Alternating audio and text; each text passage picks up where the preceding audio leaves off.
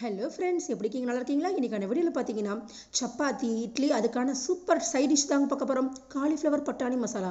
வாங்க எப்படி செய்யலான்னு பார்க்கலாம். அதுக்கு தேவையான பொருட்கள் பார்த்துடலாம். நான் ஒரு காலிஃப்ளவர் எடுத்திருக்கேங்க. ஒரு 1/4 கிலோ அளவுக்கு பட்டாணி எடுத்துருக்கிறேங்க. முதல்ல பார்த்தீங்கன்னா நம்ம காலிஃப்ளவர் இது மாதிரி சின்ன சின்னதாக நறுக்கிட்டு இதை இது மாதிரி ஒரு ஸ்டீம் போட்டு நம்ம வேக வச்சுக்கலாங்க. குக்கர்லலாம் வேக வைக்காமல் இது மாதிரி வேக வைக்கிறதுல வச்சிங்கன்னா நம்ம காலிஃப்ளவரோட சத்தே சுத்தமாக போகாதுங்க. இப்போ எல்லா காலிஃப்ளவரும் ஸ்டீம் பாத்திரத்தில் வச்சாச்சு. ஒரு மூடி போட்டு மூடி வச்சிடலாங்க.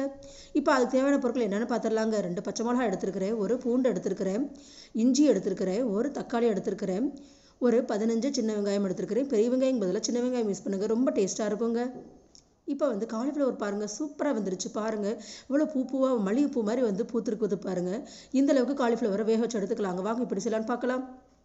இப்போ காலிஃப்ளவர், பட்டாணி, சின்ன வெங்காயம் பொடிசா நறுக்கியாச்சு, தக்காளி, பூண்டு,